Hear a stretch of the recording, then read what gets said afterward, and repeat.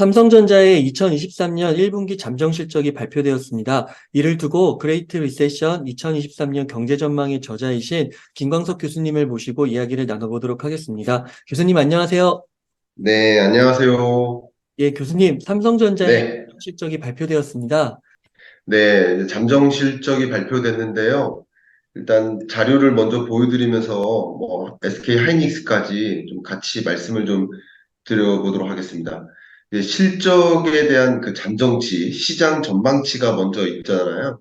그게 23년 1분기 실적 잠정치가 보시는 것처럼 64조 원 정도 될 거다 이렇게 생각했었고요. 매출액 기준으로. 그리고 영업이익 기준으로는 뭐 1조 1천억 원 정도 될 것이다. 그러면서 어제까지 주가가 많이 빠졌죠. 그런데 오늘 발표된 삼성전자, 이건 이제 FM 가이드, 금융정보업체죠. 여기서 갖고 있는 컨센서스, 시장 전망치라고 볼 수 있겠는데, 그런데 매출액은 시장 기대치인 64조 원보다도 빠지고, 그리고 영업이익 64조 원보다도 빠져서 63조 원 정도, 그리고 영업이익 같은 경우는 1조 원도 아닌 6천억 원으로 어, 크게 급감한 모습인 거죠. 그러니까 삼성전자 영업이익 전망치를 보면 22년 12월에 5.9조, 그리고 23년 3월이 또 2.3조, 계속 전망치가 어떻게 됩니까?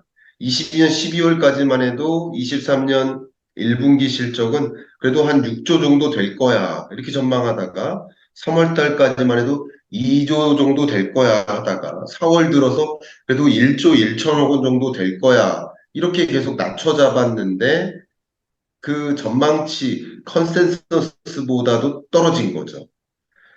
그리고 SK 하이닉스도 같이 말씀드린다면 지난해 4분기 영업이익이 마이너스 1.7조, 마이너스예요. 네, 그랬는데 올해 1분기 영업이익 전망치 역시 FN 가이드의 전망치입니다. 여기서도 추정컨대 마이너스 3.5조. 예, 그러니까 전반적으로 23년 1분기까지 시장에 형성되어 있던 그 기대 자체가 매우 안 좋았는데 그 매우 안 좋은 기대치보다도 더 안 좋게 실적이 발표된 거라고 이렇게 설명드리면 좋을 것 같습니다. 네. 이 삼성전자와 SK 하이닉스의 실적 부진이 이번이 처음은 아닌데 혹시 실적 추이를 조금 더 설명해 주실 수 있을까요? 네, 실적 추이도 제가 자료를 좀 갖고 왔는데요. 그러니까 22년 4분기까지의 실적을 좀 말씀드리도록 하겠습니다. 22년 4분기 영업이익이 여기 보시는 것처럼 4조 3천억 원이죠. 이게 전년 동기 대비 한 69% 빠진 거예요. 여기 보시면 4조 3천억 원은 21년 4분기가 13조였어요. 네, 근데 13조에서 4조로 빠진 거니까 엄청나게 빠진 거고 또 3분기보다도 빠진 거고, 근데 22년 1, 2분기까지는 나름 괜찮았는데, 3분기부터 급감하는 모습을 볼 수 있죠. 네, 영업이익도 급감하지만, 또 여기 보시면 매출도 역시 급감하는 모습을 보는 거죠. 이렇게 떨어지고 있었는데, 이번 23년 1분기, 잠정치지만, 그 1분기는 1조도 안 되는 6천억 원, 영업이익이 네, 매출 기준으로도 정말 뭐 진짜 이렇게까지 떨어질 수 있나 하는 생각으로 63조까지 이렇게 떨어졌으니까 그냥 그 전체 실적 부진의 모습이 계속 이어지고 있는 것이다. 이렇게 보고요. 이 22년 4분기의 이 영업이익 보시면 이게 5조 원 아래로 떨어진 거잖아요. 네. 이때부터. 이게 벌써 2014년인가요? 벌써 한 8년 만에 최저치거든요. 어, 근데 그거보다 더 떨어진 거고요. 매출도 역시 22년 4분기가 70조 원이었으니까 한 9% 정도 매출도 전년 동기보다 빠진 거거든요. 21년 4분기랑 비교해 보세요. 그렇게 빠지고 있었는데 거기서 23년 1분기는 더 크게 빠진 거다. 이렇게 네, 생각해 볼 수 있겠죠. 네. 그 우리나라를 대표하는 이 삼성전자의 실적 결과가 좋지 못해서 우리나라 네, 경제에 많은 영향을 미치지 않을까 걱정하는 분들이 많은데요. 먼저 교수님, 네. 이 반도체가 왜 중요한지 이유를 설명해 주실 수 있을까요? 예, 반도체는 뭐 정말 미래 산업의 필수 요소다 이렇게 말씀을 드리면 좋을 것 같아요. 그러니까 우리가 지금 줌으로 이 영상을 촬영하고 있지만 영상을 촬영할 때 반도체가 없으면 촬영 자체가 안 돼요. 그러면 우리가 지금 생산하고 있는 게 컨텐츠 혹은 서비스잖아요. 그죠? 뭐 어떻게 생각해 볼까요? 컨텐츠 중에 뭐 교육 컨텐츠 아니면 뭐 강의 컨텐츠 이게 다 서비스로 여러분들께 전달이 되고 있는 거잖아요. 근데 이 서비스 영역에서도 반도체가 없으면 안 되겠구나라고 생각이 들듯이 여러분이 쓰고 있는 모든 그 전자제품에는 반도체가 들어가 있다라고 생각하시면 될 것 같습니다. 그러니까 미래 산업의 필수 요소다. 여러분이 쓰고 계시는 뭐 하찮은 가전제품, 뭐 예를 들면 뭐 드라이기라고 할까요? 면도기라고 할까요? 여기도 다 반도체 들어가 있고요. 장난감에도 들어가 있고요. 반도체 없으면 안 됩니다. 반도체 다 들어가 있는 거예요. 근데 이게 미래 산업에 왜 중요하느냐? 제가 항상 극명하게 그 사례를 들어드릴 때 이렇게 설명드리거든요.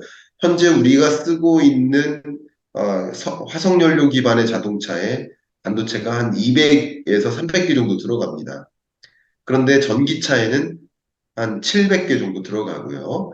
그리고 자율주행 전기차에는 3,000개 정도 어, 들어갑니다. 그러니까 미래형 산업으로 가면 갈수록 반도체의 수요는 늘어나겠구나 이렇게 그림 그리시면 좋겠고요.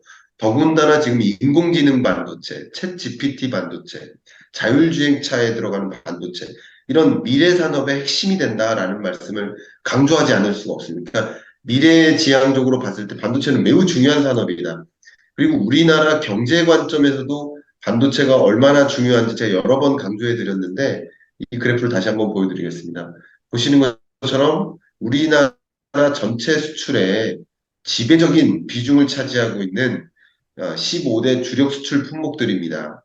그런데 그 중에서 반도체가 절대적으로 높죠. 네. 18.9%고요.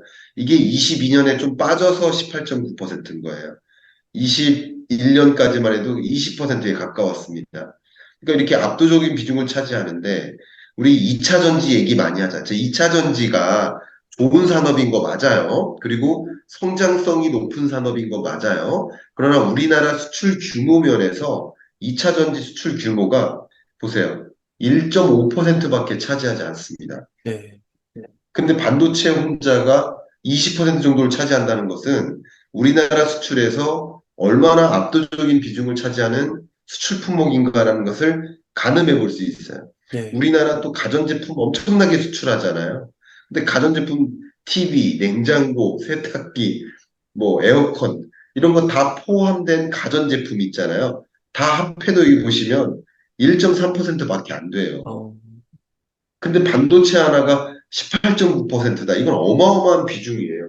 그러니까 결국 이 반도체 수출은 우리나라의 수출의 주요한 영역이고 반도체 수출이 계속 급감했거든요. 네. 그렇기 때문에 우리나라 수출이 급감하는 거고 무역 수지 적자를 만드는 거고 반도체가 말 그대로 대장인데 2등, 3등하고 엄청난 차이가 나는 대장이라서 그만큼 우리 경제 입장에서도 중요한 상황이다.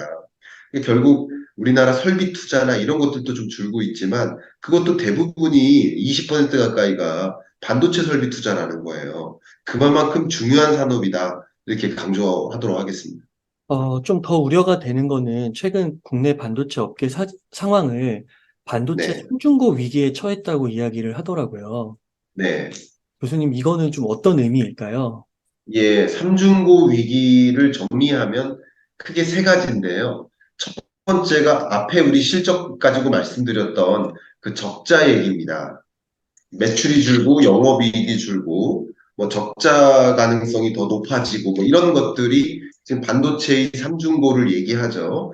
계속 적자 나고 영업이익 줄고 수요가 줄고 그러면은 앞으로 어떨까요? 아무래도 반도체 신규 설비 투자도 줄어들지 않겠습니까? 생산 용량 자체를 줄이지 않겠습니까? SK 하이닉스는 진작부터 그렇게 할 거라고 계획을 했었고 예를 들면 이런 거예요. 애플이 작년 3분기쯤에 생산 설비 용량을 줄이겠다. 생산 설비 용량을 줄일 이유는 23년에 스마트폰이 덜 판매될 것 같다. 그러면 그런 애플에 들어가는 반도체의 조달 계획은 언제부터 할까요? 적어도 1년 아, 전부터 합니다. 이해가시죠? 네, 그러니까 반도체 수요가 주는 거예요. 그러니까 반도체를 우리가 사지 않잖아. 근데 오늘 이 스마트폰을 사도 여기에 들어가 있는 반도체는 적어도 1년 전에 만든 거예요. 그죠? 만든 제품의 조달 계획을 세운 거라고 볼 수 있어요. 그러니까 적자가 나는 것은 반도체 삼중고의 가장 대표적인 사인이다 이렇게 볼 수 있고요. 두 번째가 재고고요. 그 재고 부분 좀 말씀드리겠습니다. 재고가 심각합니다. 결국 이제 반도체 수요가 줄어든다. 그럼 반도체 수요가 줄어들 거니까 결국 그동안에 계속 반도체를 만들어 놨던 것들이 어떻게 될까요? 판매가 안 되겠죠. 네, 판매가 안 되는 게 뭡니까? 재고죠. 재고율이 지금 265%까지 올라갔습니다. 그러니까 출하량 대비 재고량. 그러니까 출하량에서 재고량이 절대적으로 쌓이고 있는 모습을 확인할 수 있어요. 이게 마치 재고 증가율도 마찬가지 전년 동월보다 재고가 39.5%나 증가하는 모습. 이거는 우리 계속 미분양 주택 분석하고 부동산 시장 분석할 때 미분양 주택이 쌓이는 것은 가격을 끌어올릴 수가 없게 만든다라는 말씀을 드렸잖아요.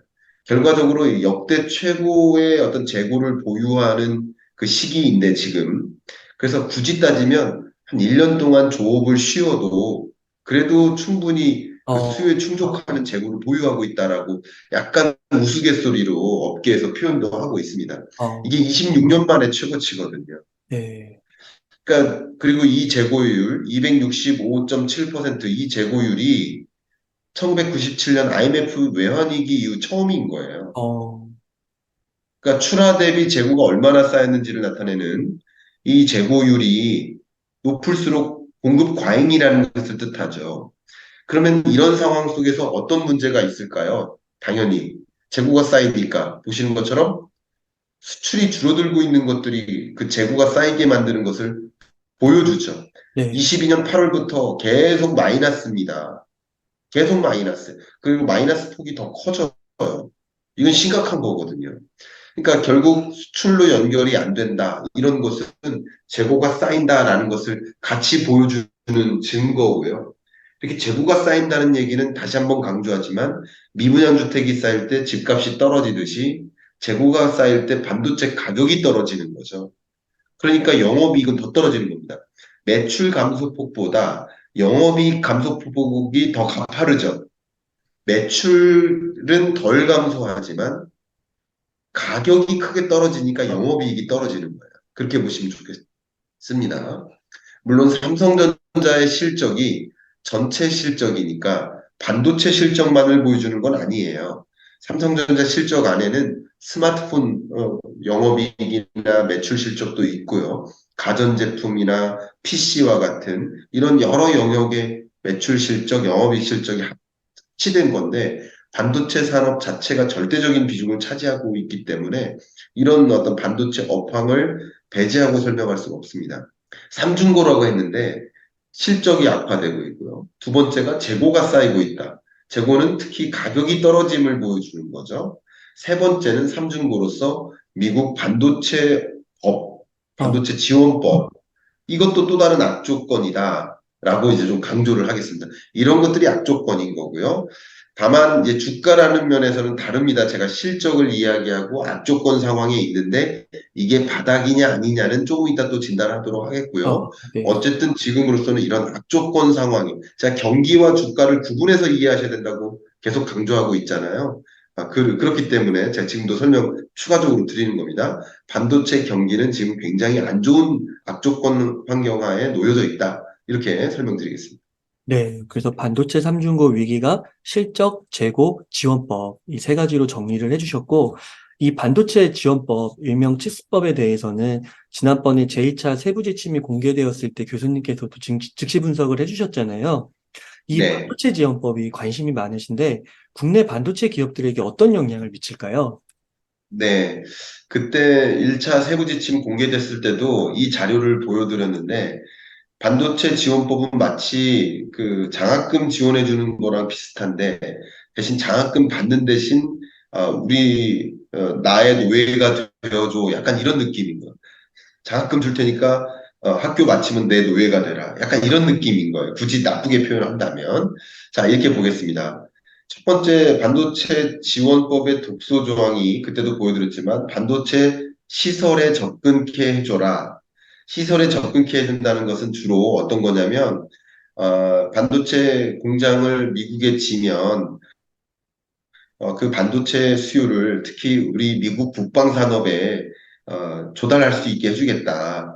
좋은 기회죠. 다만 그거는 미국 국방 안보에 긴밀한 영향을 미칠 수 있기 때문에 그 반도체 시설에 정규적으로 좀 큰 장벽 없이 접근할 수 있게 해줘라. 그러면 지금 제가 그때도 말씀드렸지만 삼성전자가 이 안보라든가 정보 혹은 이 보안 이런 것에 얼마나 민감한 어, 입장에 있습니까? 그런 상황인데 반도체 시설에 조금 자유롭게 접근할 수 있게 해줘라라는 것은 굉장한 독소 조항이고 이것은 기술 탈취 가능성이 있다. 제가 이 부분에 대해서 여러 반도체 업계 전문가들하고도 이야기를 나눴는데 어떤 분들은 아무리 그래도 그렇지 뭐 방문하고 접근한다고 해서 기술 탈취할 수 있겠느냐 이런 말씀을 하시는데 우리는 좀 최악의 상황도 고려를 한다면 미국 공무원들이 우리나라 삼성전자 반도체 시설에 접근합니다. 근데 공무원이 평생 공무원입니까? 이직할 수 있어요. 그럼 삼성전자가 아닌 다른 기업에 이직할 수 있어요. 그죠? 네. 이직은 권한이 있는 겁니다. 그러면 얼마든지 그 정보가 공유될 수 있는 거예요. 근데 그 당장 뭐 반도체 시설에 접근한다고 뭐 그런 기술이 타치될 수 있느냐라고 조금 어떻게 보면 좀 큰 불안감 없이 이렇게 말씀하시는 분들이 계신데 저는 그건 좀 개인적으로 이건 저의 생각입니다. 위험하다고 생각합니다. 제가 그때도 말씀드렸죠. 제가 삼성전자 갔을 때 가방에 USB가 예. 있었는데 나올 때 그 USB를 압수당했다. 한 3주 동안 그 USB를 반출할 수가 없었다라고 말씀. 그만큼 이 정보의 어떤 제가 거기 그 삼성전자 임직원분들 뵙고 강의하고 자문하러 간 건데 근데 제가 기술 탈취 할 수도 없고 제가 공학 전문가다. 그런데도 그 예외 없이 그 USB를 놓고 왔다고 설명드렸잖아요. 그만큼 민감하게 지금 반도체 영역에서 기술 탈취 우려에 대해서 대응하고 있고 이 스마트폰 가져가면 여기 이걸 다 붙입니다. 이렇게 스티커를 붙입니다. 제가 굉장히 안 좋아해요. 스티커 붙이면 여기 앞에도 카메라가 있잖아요. 그럼 스티커를 붙이잖아요. 스티커를 뗄 때 여기에 있는 그 비닐 커버가 같이 아, 떨어져요. 네. 제가 지금 제가 들고 있는 이 스마트폰 받은 거지만 이 스마트폰에 지금 그 커버가 없어요. 아, 유리예요. 떼줘. 저도 싫어요. 그런데도 민감하게 외부인의 출입에 있어서 그 카메라를 다 가려요. 스티커를 붙여가지고. 어떤 것도 촬영할 수 없게 하는 거예요. 이해가시죠? 네. 그만큼 긴밀하게 움직이고 있는데 반도체 시설에 접근할 수 있게 해준다?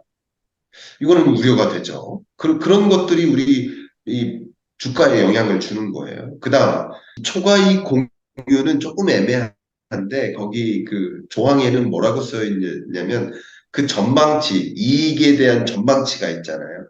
원래 우리가 이런 사업을 하고 공장을 지으면 타당성이 있어야 돼요. 여기서 얼만큼 이익을 추구할 수 있다라는 그 기대치가 있어야만 그 투자를 하고 하는 거지. 그냥 아무 생각 없이 투자하는 게 아니거든요. 여기에 예를 들어서 20조를 투자한다. 그러면 얼마만큼 돈을 벌 수 있지? 이런 것을 다 시뮬레이션을 돌립니다. 그 전망치가 있는데 그 전망치를 초과하는 정도가 significantly 아, 정말 크게 압도적으로 전망치를 초과할 경우 이렇게 문장이 쓰여져 있어요. 실질적인 수익 공유 이거를 위해서 초과 이익을 공유해라라는 그런 보조금 줬으니까 보조금 어디서 나와요?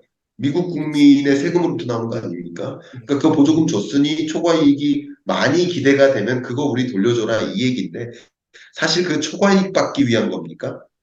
반도체 공장 지면 기술 교류도 일어나고요.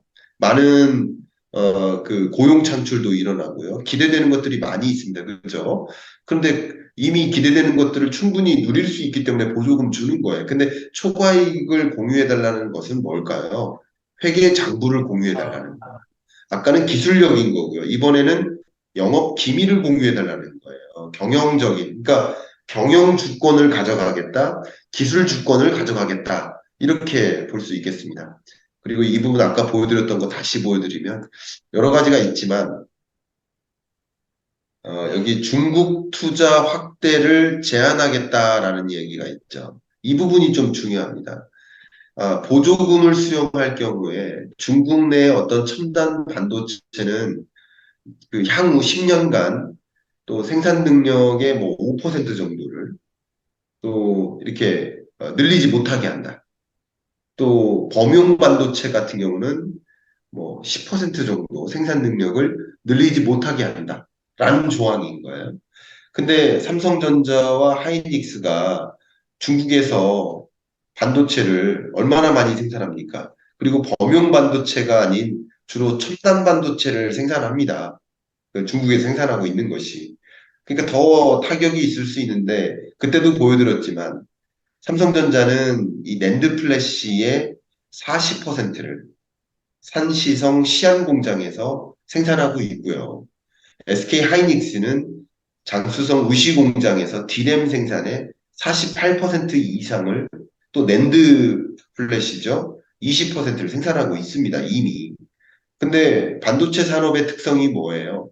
지속적으로 투자하고 업그레이드하고 개발하고 또 더 고도화하고 증설하고 이렇게 하지 않으면 계속 생산 설비가 노후화되기 때문에 경쟁력이 떨어져요. 네. 그래서 지금 현재 중국에서 이렇게 생산하는 것이 지금은 의미가 있지만 추가적인 투자 확대를 하지 않으면 미래 시장을 놓칠 수 있을 가능성이 높죠, 당연히.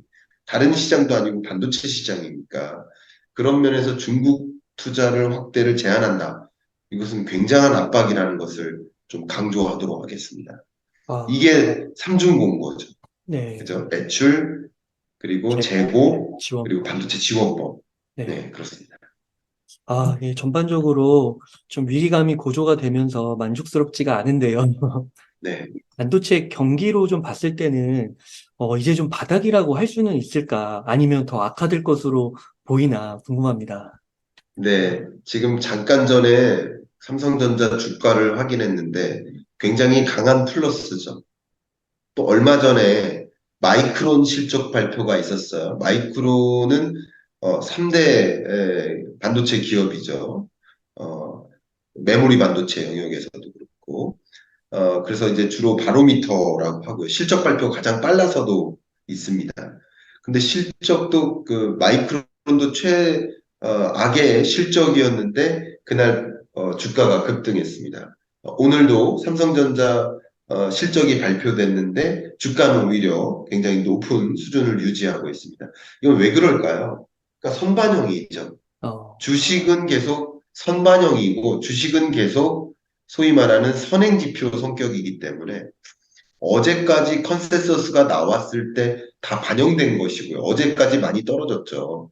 그렇게 반영된 거라고 볼 수 있고요. 그리고 우리가 생각했던 만큼의 최저 수준의 영업이익이구나.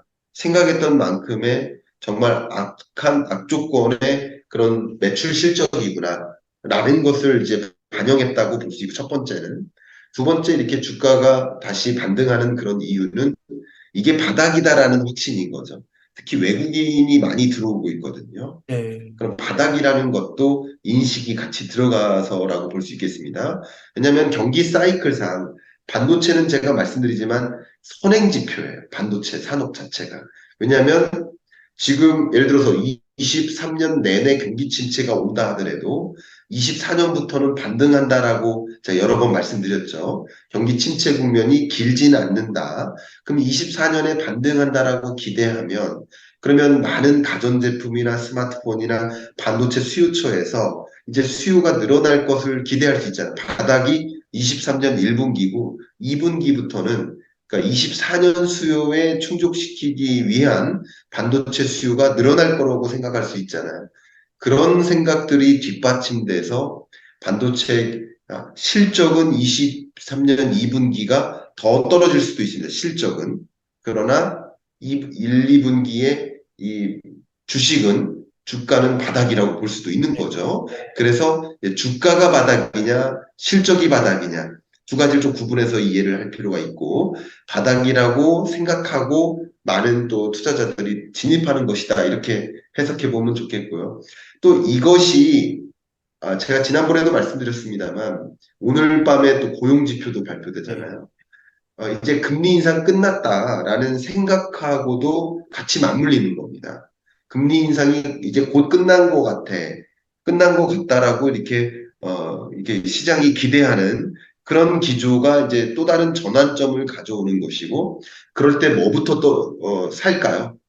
이제 더 적극적으로 공격적 투자하자라고 할 때 뭐부터 살까요? 많이 떨어진 것부터 네. 사거든요. 그리고 이게 바닥이라고 생각을 하는 종목부터 사는 거거든요.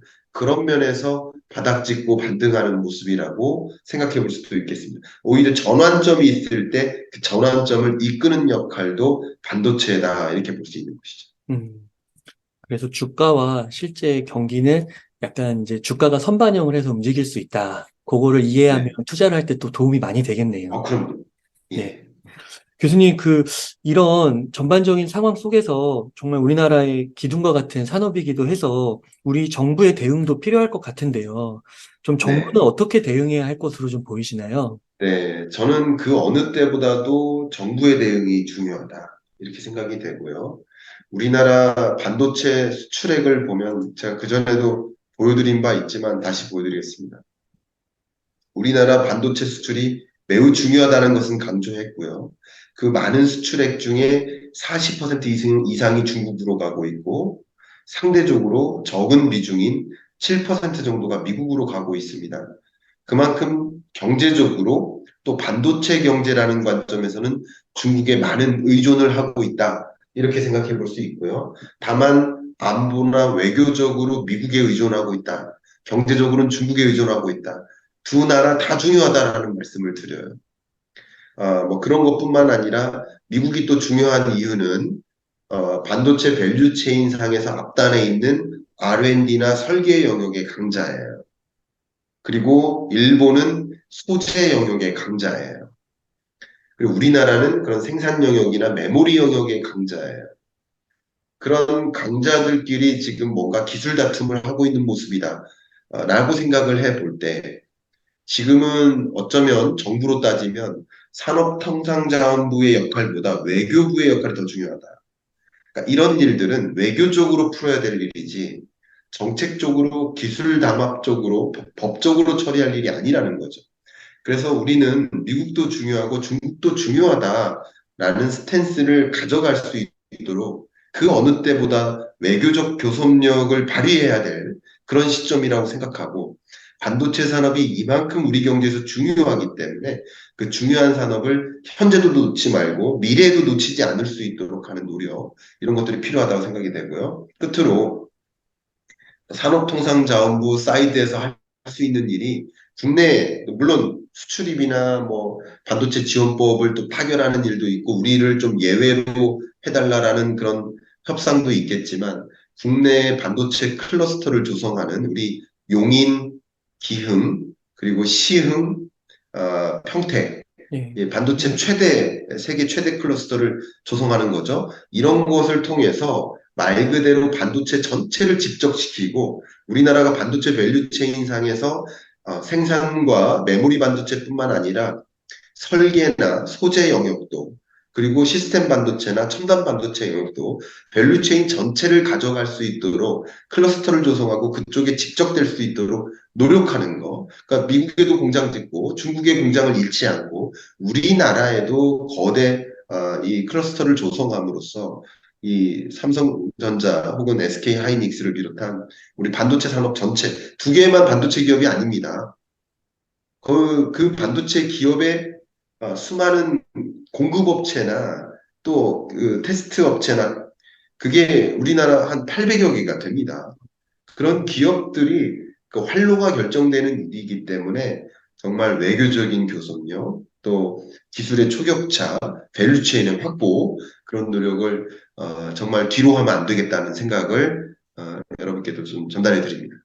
네, 감사합니다. 교수님, 그러면 끝으로 강조하고 싶으신 말씀 있다면 부탁드리겠습니다. 네, 뭐 강조하고 싶은 말씀, 제가 드리고 싶은 말씀은 오늘 밤에도 고용 지표가 발표되죠. 미국 고용 지표. 그러면 고용이 얼마나 악화되느냐에 따라서 금리가 동결될지 아니면 추가적으로 금리 인상을 고려할지 여부를 결정할 수 있는 순간이기 때문에 이것도 역시 그 다음 주에 이어질 그 주식이라든가 경제에 상당한 영향을 미칠 것이거든요.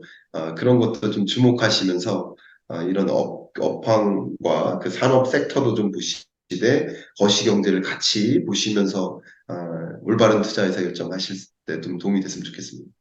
교수님, 오늘 밤에도 고용 지표로 또 찾아뵙겠습니다. 네, 이따 뵙겠습니다. 이렇게 해서 그레이트 리세션 2023년 경제 전망의 저자이신 김광석 교수님을 모시고 이야기를 나눠봤습니다. 긴 시간 동안 유익한 인사이트 많이 나눠주셔서 감사의 말씀드립니다. 오늘 고생 많으셨습니다. 감사합니다. 감사합니다.